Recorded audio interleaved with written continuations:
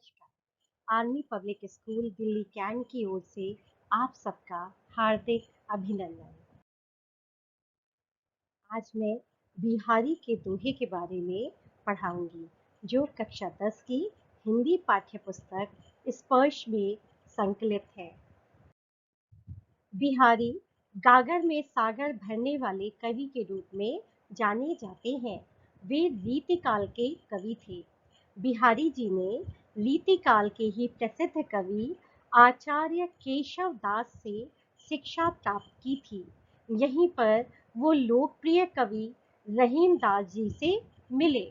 बिहारी जी का स्वभाव रसिक, विनोदी और व्यंग्य प्रिय था।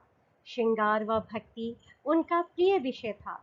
बिहारी जी ने अपने दोहों में शुद्ध ब्रज भाषा का प्रयोग किया है, जो मानक भी है और साहित्यिक भी।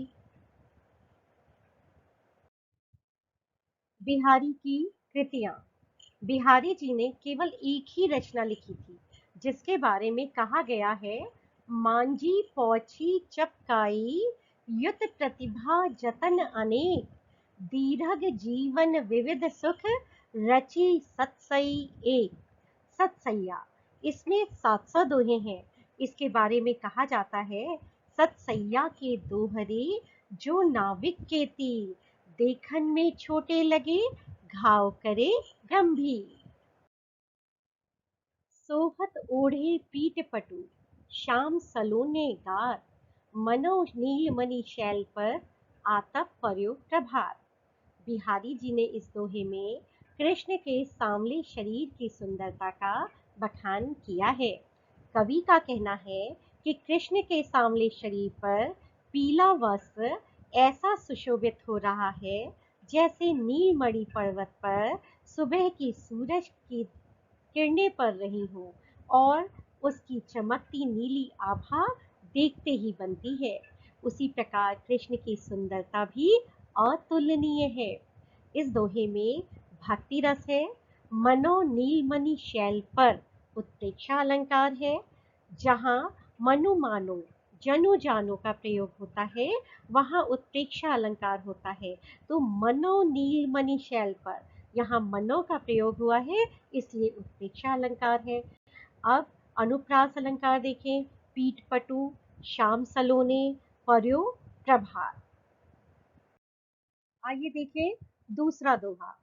कहलाने एकत बसत, आहि मयूर मृग बाग, जगतु तपोवन सौ कियो, दीरग दाग निदाग। इस दोहे में कवि बिहारी जी ने भरी दोपहरी से परेशान जंगली जानवरों की हालत का वर्णन किया है। ग्रीष्म ऋतु की प्रचंड गर्मी से सभी जानवर एक ही स्थान पर बैठे हैं। ऐसा लग रहा है कि मानो सारा जंगल ही तपोवन बन गया हो। यहाँ ऋषियों की तपस्या के प्रभाव के कारण सभी में पूरा सामंजस्य रहता है। वैसा ही काम कुछ इस भीषण गर्मी ने कर दिया है। मोर और सांप, हिरण और बाघ, जो प्रायः एक दूसरे के शत्रु माने जाते हैं, वे सभी जंगल में तपोवन के समान एक साथ बैठे हुए हैं। यहाँ पर अनुप्रास अलंकार है, दीर्घ दाग निदाग। यहाँ पे दा वर्ण की आवृत्ति हुई है और छंद आप जानते ही हैं, ये दोहा छंद है। बतरस लालच लाल की, मुरली धरी लुकाए, सौह करे भवन हसे, दैन कहे नटि जाए। इस दोहे में कवि ने गोपियों द्वारा कृष्ण की बांसुरी चुराए जाने का वर्णन किया है। गोपिकाओं को कृष्ण से बात करने का लालच है। कवि कहते हैं कि गोपियों ने कृष्ण की मुरली इसीलिए छुपा दी है, ताकि इसी बहाने कृष्ण उनसे कुछ बात करेंगे। साथ में गोपियां कृष्ण के सामने प्रेम की लीलाएं भी दिखा रही हैं। वे अपनी भौहों से इशारा करके कहती हैं कि सौगंध है जो हमने तुम्हारी मुरली रखी हो। फिर धीरे से हंस देती हैं, फिर देने को कहती हैं और मांगने पर नकार जाती हैं। तो यहाँ पर श्रृंगार रस का वर्णन किया गया है। लालच और लाल में अनुप्रास अलंकार है। अब देखिए चौथा दोहा है, कहत नटत रीझत खिजत मिलत खिलत लजियात भरे भवन में करत है नैनन ही सो बात। बिहारी जी ने इस दोहे में श्रृंगार की उस स्थिति को दर्शाया है जहां लोगों से भरे भवन में नायक नायिका मिलते हैं, बातें करते हैं, आंखों ही आंखों में रूठते हैं, मनाते हैं, अनुरक्त होते हैं, देखकर खुशी से खिल जाते हैं और सामने आते ही शर्मा जाते हैं। यहाँ पर अंत्यानुप्रास है। पहली पंक्ति में शब्दों के अंत में ता वर्ण की आवृत्ति हुई है। देखिए, कहत नटत रीझत खिजत मिलत खिलत लजियात। यहाँ ता वर्ण बार बार आया है, इसलिए अंत्यानुप्रास है। और रस संयोग श्रृंगार है। दोहा छंद है। पांचवा दोहा देखते हैं।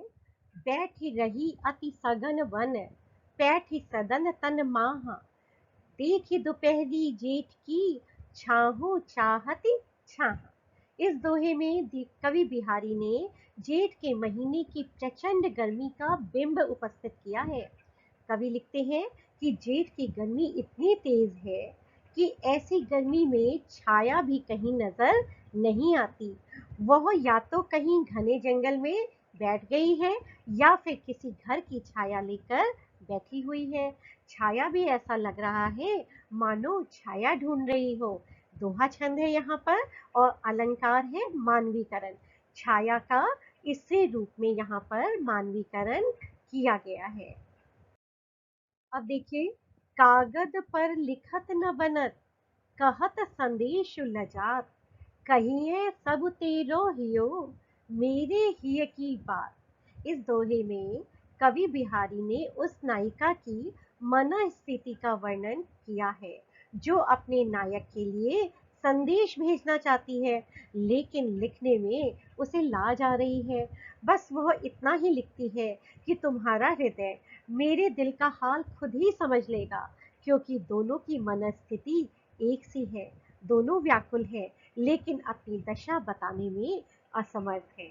अंत्यानुप्रास है लिखत न बनत कहत संदेशु लजात। तावर्ण की आवृत्ति हुई है और रस है यहाँ पर वियोग श्रृंगार और दोहा छंद है। अब देखते हैं सातवां दोहा।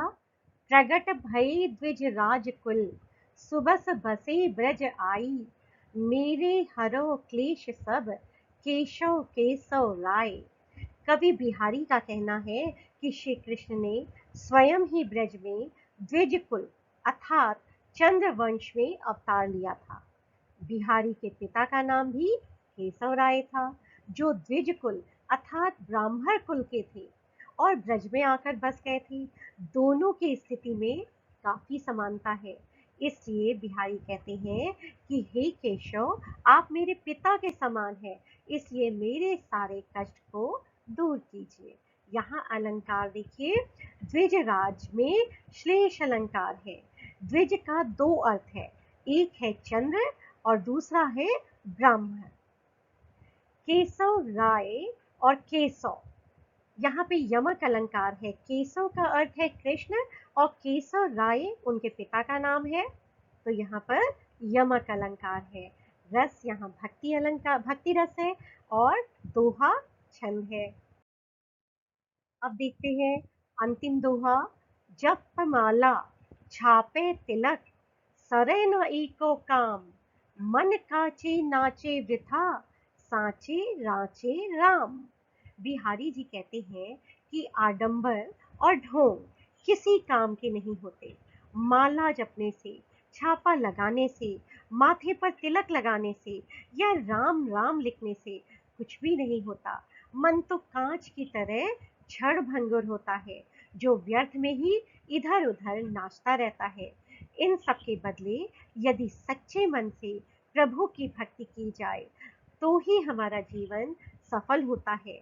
सच्चा तो केवल राम का नाम है। यहाँ पर रस भक्ति रस है और बिहारी की जो भक्ति है निर्गुण और सगुण दोनों है, लेकिन यहाँ पर निर्गुण भक्ति दिखाई पड़ रही है। अनुप्रास अलंकार है काचे नाचे साचे राचे और दोहा छंद है यहाँ पर। तो आज के लिए बस इतना ही। अगले लेसन में मैं आपको इसके प्रश्न उत्तर कराऊंगी। तो बच्चों, आज की कक्षा में बस इतना ही। धन्यवाद।